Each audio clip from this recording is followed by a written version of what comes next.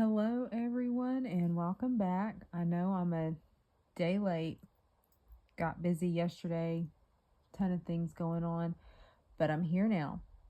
So, today I want to talk about compassion. And I know as Christians, we should have compassion for others and forgiving others or forgiveness towards others. But I know myself personally, I try really hard to have that compassion. I have the compassion for others. It's the forgiving people that have wronged me that I struggle with. And I know being Christ-like, we are supposed to follow his example. And I'm human, and sometimes I struggle with that because if somebody does me wrong, like my first reaction is to just be done with them. Like I don't have anything else to do with them. I don't talk to them. I don't associate with them.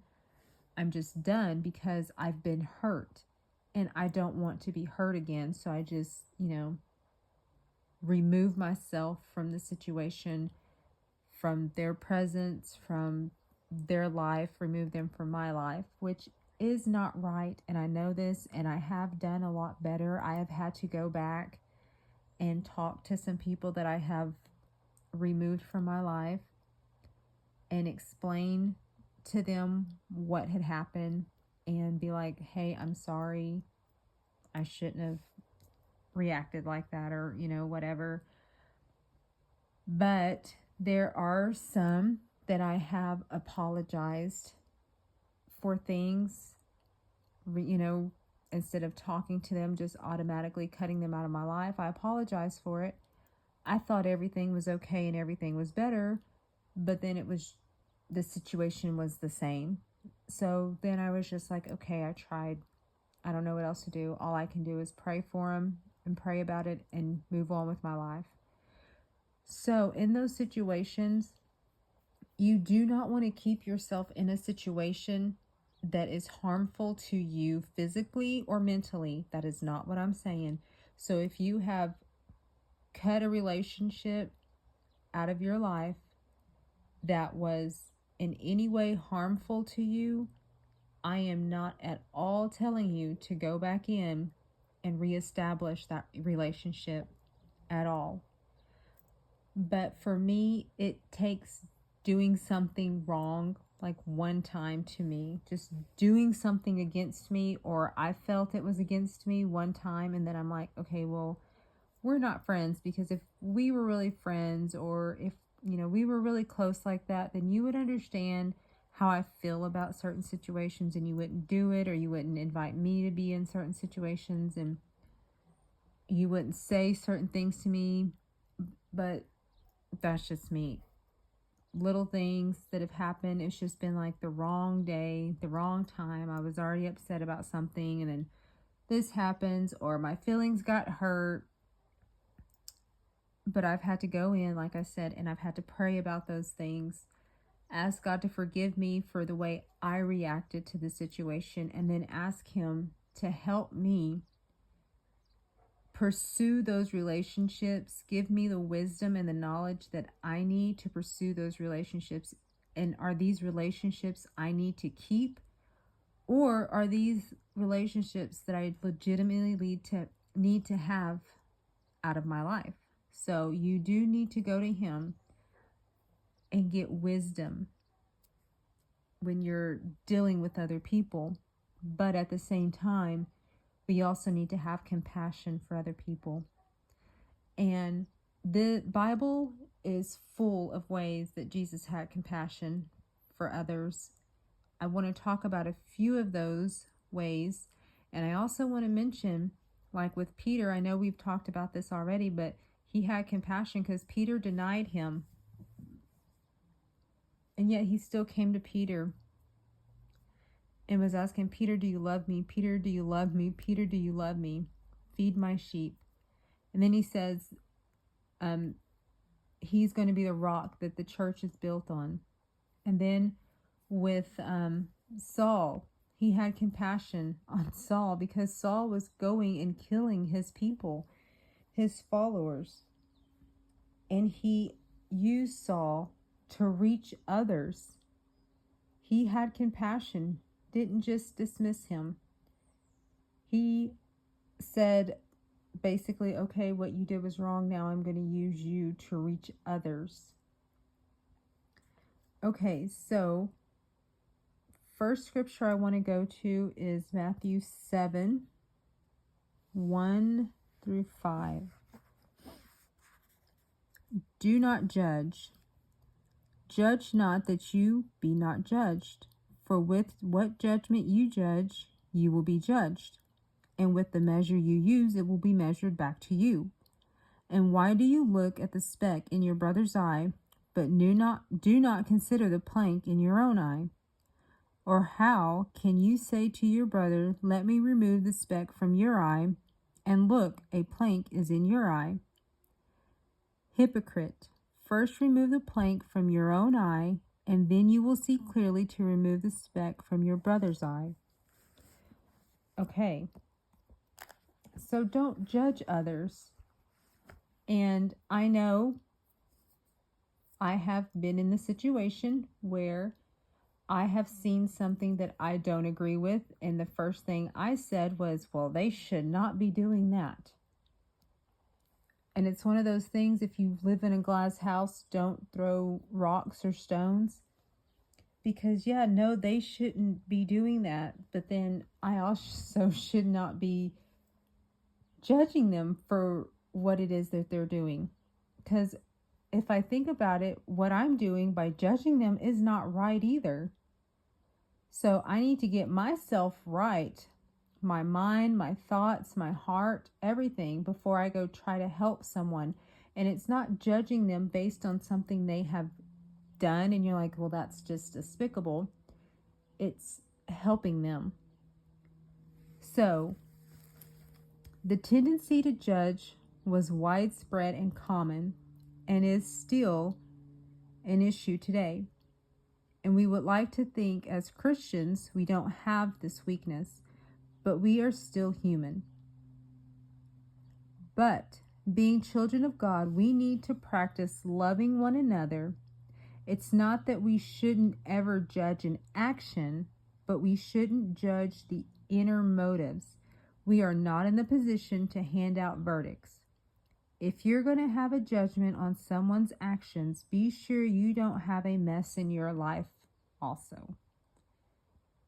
So if Cindy's going to judge Margaret because this is her second husband, but Cindy is in her fourth relationship and she's not even married, but because she has a nice house and a nice car, she doesn't even see her situation.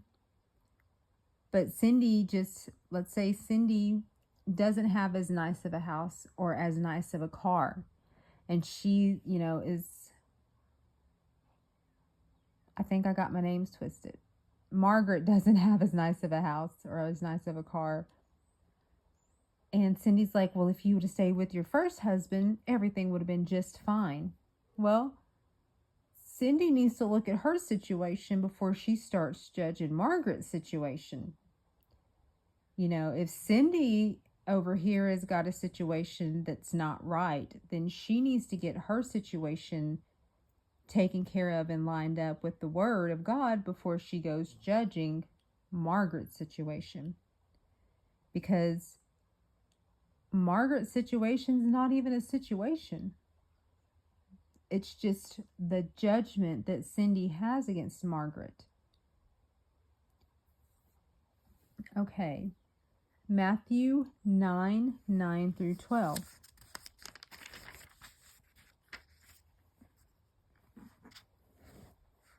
As Jesus passed on from there, he saw a man named Matthew sitting at the tax office, and he said to him, "Follow me." So he arose and followed him. Now it happened as Jesus sat at the table in the house, that behold, many tax collectors and sinners came and sat down with him and his disciples. And when the Pharisees saw it, they said to his disciples, "Why does your teacher eat with tax collectors and sinners?" When Jesus heard that, he said to them, "Those who are well have no need of a physician, but those who are sick." So, Tax collectors were despised for being self-serving and dishonest agents of Rome or Roman power. They were considered one of the worst sinners by the Jews. Jesus knew who he was called, or Jesus knew who he had called to follow him. He knew exactly who Matthew was. He didn't need anybody telling him, hey, he's a tax collector. Why would you call him to follow you, be one of your disciples? Or, hey, do you know you are sitting with all of these sinners? Basically, they would be like, oh, they're degenerates. But Jesus has compassion, and he is not looking at Matthew for what Matthew does as far as work. He sees beyond the outside. He sees the inside. He sees our hearts.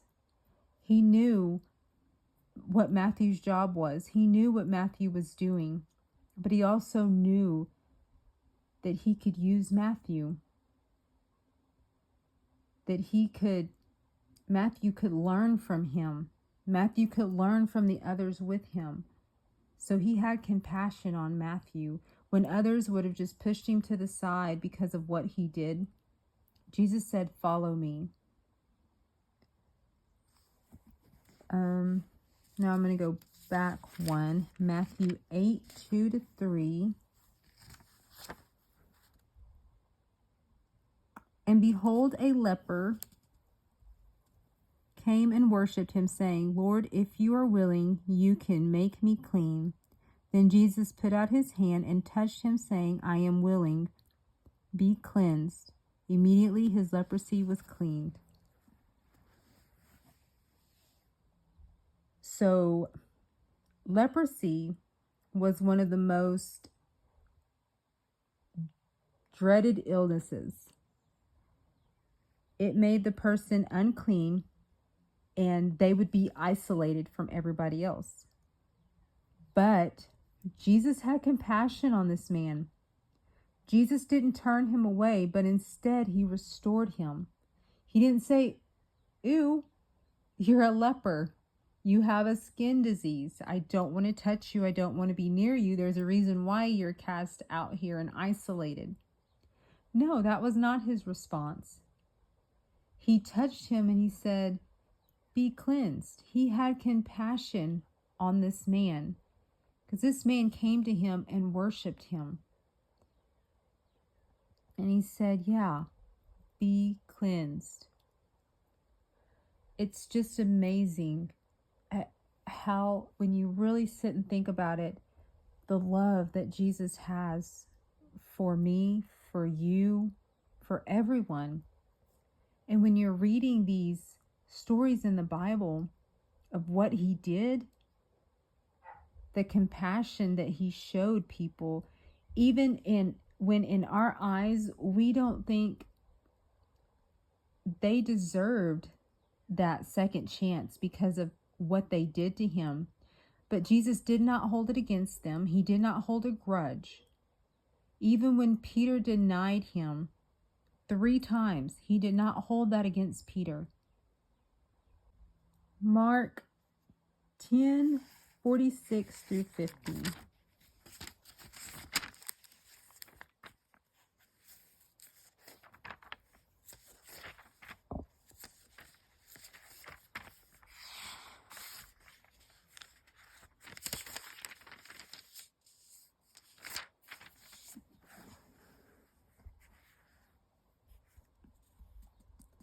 Now they came to Jericho. As he went out of Jericho with his disciples and a great multitude, blind Bartimaeus, the son of Timaeus, sat by the road begging. And when he heard that it was Jesus of Nazareth, he began to cry out and say, Jesus, son of David, have mercy on me. Then many warned him to be quiet, but he cried out all the more, Son of David, have mercy on me. So Jesus stood still and commanded him to be called. Then they called the blind man, saying to him, Be of good cheer, rise, he is calling you. And throwing aside his garment, he rose and came to Jesus. So even though others tried to keep him quiet, he was determined to get Jesus' attention. He was determined to be heard by Jesus. And when he does, Jesus calls him. He calls him out. So Bartimaeus throws off his garment and goes. He probably wasn't a man with high stature. He is sitting outside on the ground. So Jesus hears him. Jesus sees him. Jesus has compassion on him. He says, come. So even though all these other people are trying to keep him down, keep him quiet, he's not going to stop because he knows who Jesus is and he knows what Jesus can do for him. So rather than just be meek when somebody says, oh, that's enough, be quiet. He's like, no, I know what Jesus can do for me. I'm going to get his attention. And his faith, Jesus has compassion on him. And he heals him. Let's look at Mark 5. I know this is kind of a little bit backwards. I'm going back and forth. Okay, Mark 5, 25, 34. Now a certain woman had a flow of blood for 12 years, and had suffered many things from many physicians. She had spent all that she had, and was no better, but rather grew worse. When she heard about Jesus, she came behind him in the crowd and touched his garment. For she said, if only I may touch his clothes, I shall be made well. Immediately the fountain of her blood was dried up, and she felt it in her body, that she was healed of the affliction. And Jesus, immediately knowing in himself that power had gone out of him, turned around in the crowd and said, who touched my clothes? But his disciples said to him, you see the multitude thronging you, and you say, who touched me? And he looked around to see her who had done this thing. But the woman, fearing and trembling, knowing what had happened to her, came and fell down before him and told him the whole truth. And he said to her, daughter, your faith has made you well. Go in peace and be healed of your affliction.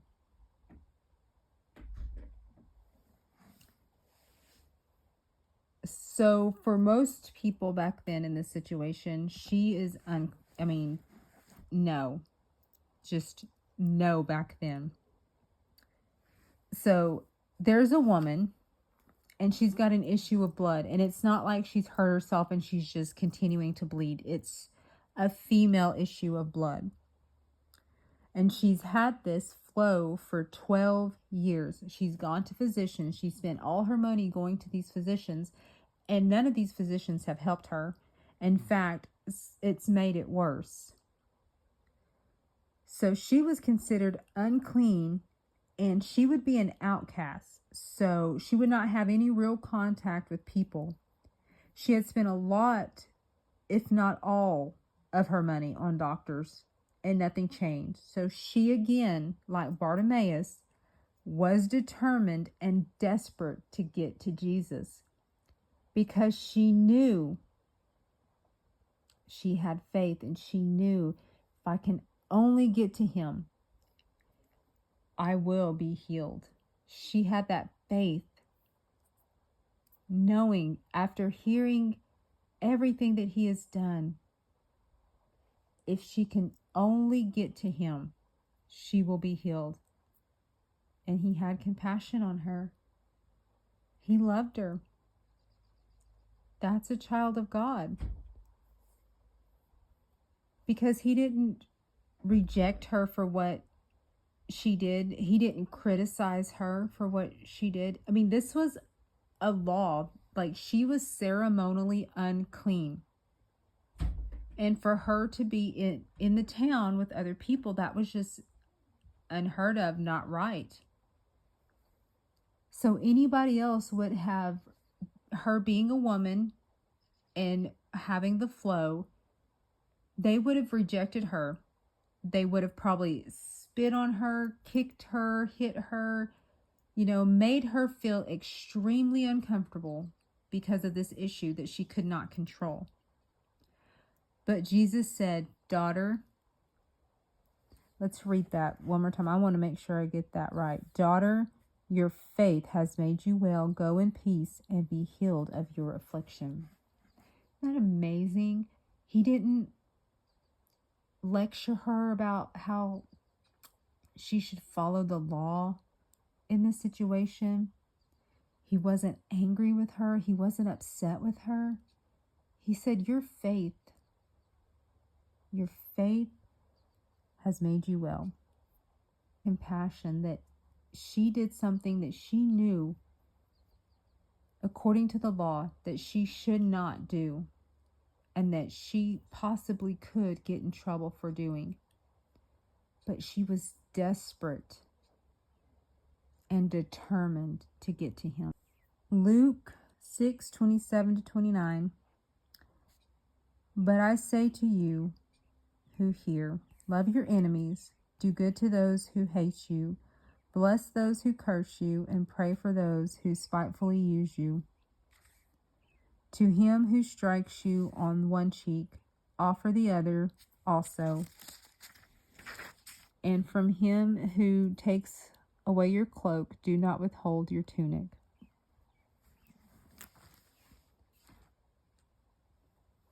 So it's a lot easier said than done to turn the other cheek. It's a lot easier said than done to have that compassion and love for your enemies and to pray for your enemies. And I understand, because when somebody has wronged you, you're not like, oh, I love them. It's okay. They're going through some stuff. It'll all be all right. No, you're like, they wronged me. I want nothing to do with them. I know for a while with me, the last thing I thought about when somebody wronged me, the last thing I thought about was loving them and praying for them. Like, I would sit there and I would vent and I would think about how much they had, like how bad they had wronged me and every single thing they did to wrong me, and how upset I was that they wronged me, and how I would never speak to that person again because they wronged me. I wouldn't be in the same building. I wouldn't be in the same room as that person because they wronged me. I didn't want to hear that person's name. I didn't want to speak of that person because they wronged me. I wanted nothing to do with them. And the last thing I was thinking about was, I need to pray for that person. So I understand how hard it is to have that compassion with people when they wrong you, upset you, hurt your feelings. And that's where my issue was, is that really hurt my feelings. So instead of being hurt about it, I got upset about it. And rather than going straight to the word, reading scripture, spending time with God, I let my feelings take control of that situation. And by golly, I was determined that I was not going to have anything to do with that person ever again. I wanted no contact at all. But that changed when I started spending more time in the Word and more time meditating on the Word and praying and listening. I learned that I cannot control others. The only feelings I can control, keep under wraps, are my own. I can't control everybody else's attitudes. I can control mine. And at that point, that's when I realized that even though somebody does something wrong, that doesn't mean I have to treat them the way they treated me. I need to have compassion for them because I don't know what's going on in their life. I don't know what they're going through. They could have just got some bad news and then I come up and say something and they snap, and not even intentionally. Or it could be where they're just constantly in a bad state of bad attitudes. And they did mean to snap, because that's the attitude they have, is that, they're just going to snap at everybody, or they're going to get them before they can, get them. Like Bob's going to get Joe before Joe can get Bob, type of thing. And that's just where they are. And even in that case, it's not easy. And I have to catch myself that I don't get pulled into that. And I'm just like, okay, that's fine. And then I just got to pray about it. And let me tell you, even right now to this day, it does take me a minute to get to that point, because when somebody does something or gets snappy with me, the first thing that pops into my head is, oh no, you're not going to talk to me like that or treat me like that. And then I get a little resentful, and I get a little attitude, and I'm a little standoffish, and I don't want to talk to you, and I don't want to deal with you. And then I have to be like, but that's not how Jesus would handle the situation. Jesus would have compassion, even if what they're doing, they know what they're doing, and they're knowingly doing it on purpose. It doesn't matter. I still need to have that compassion. As a Christian, my life is to be an example of Christ to other people. So, oh, and another thing I wanted to mention was the Great Commission with this is to go out and share the word with others. And I think it's a lot easier to share the word when you're walking according to the word and the truth, when you're being a light. And it's a lot easier to draw people in when you're following the truth. Because it's going to be hard to bring people in when you're acting just like everybody else and having the attitude and the anger. You want to be different. We want to let that light shine through so people see that there is something different about us. Well, I hope everyone has a good day and enjoy the rest of your week. Everybody be safe and be blessed. And I will talk to everybody next time. Bye.